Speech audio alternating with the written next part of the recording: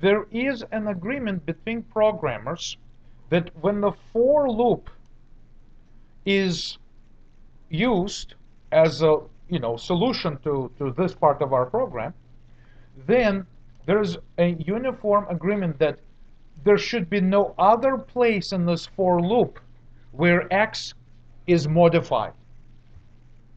What it means that I am free to do this, okay? I am free to do this, and I am free to do something like this, but it violates the very basic principles of coding the for loop. Because the for loop idea is that, look, use this line right here to check the condition, and use the increment or decrement statement that modifies the variable. So those things have highest visibility in this loop. And so doing something like this is really not a good design of your code.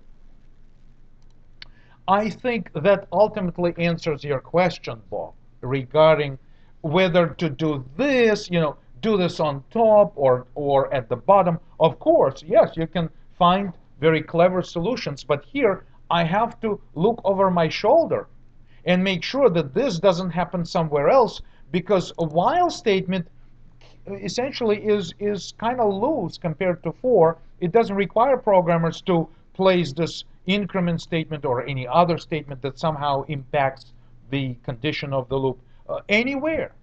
It can be anywhere. So over here, I still kind of, if I still continue, maybe I need to look over my shoulder and look, maybe it's somewhere else or not. So whereas if I see that someone has coded the for loop, I should have restarted this already. If someone is using the for loop in their work, I am more or less confident, unless I'm dealing with some horrible bug that I no longer trust anything around, then in most normal cases, I can rely on the statement that this is the only place where the loop control variable is modified. Okay? So that is the two philosophies here in place, and the approach are how do you make your code clean and consistent with the general programming population that would typically do this. By the way, this statement is not limited to only one assignment like this. You could also have a variable y, and you can say y equals y minus 1, for example. You could do that as well.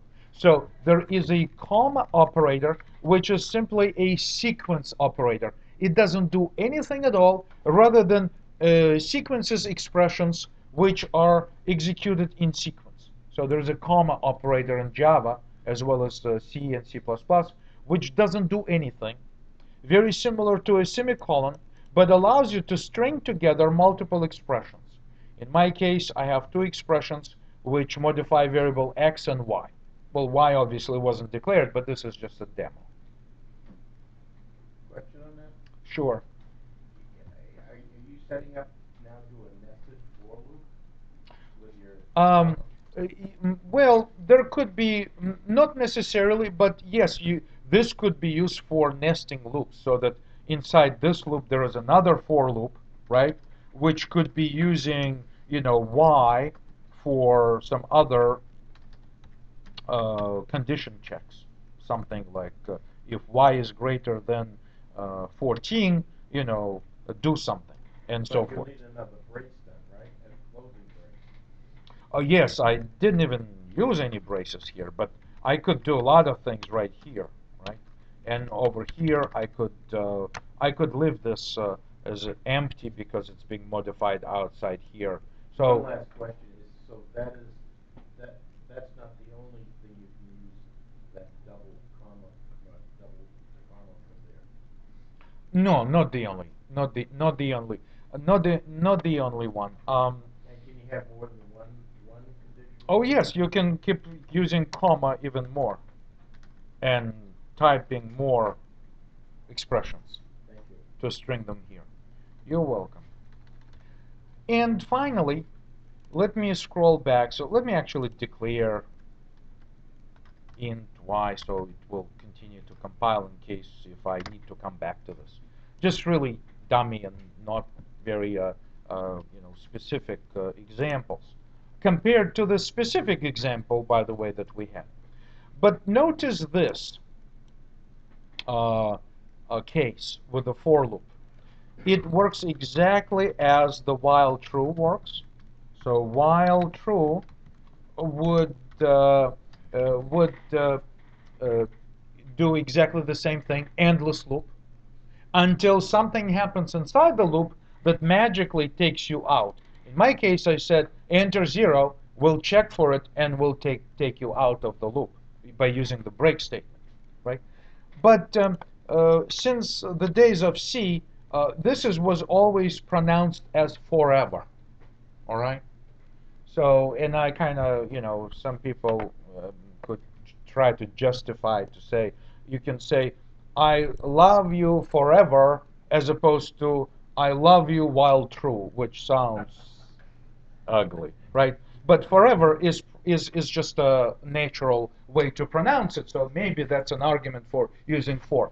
In this, typically, you have init condition and increment or decrement, right? Type of, parts of the for loop structure.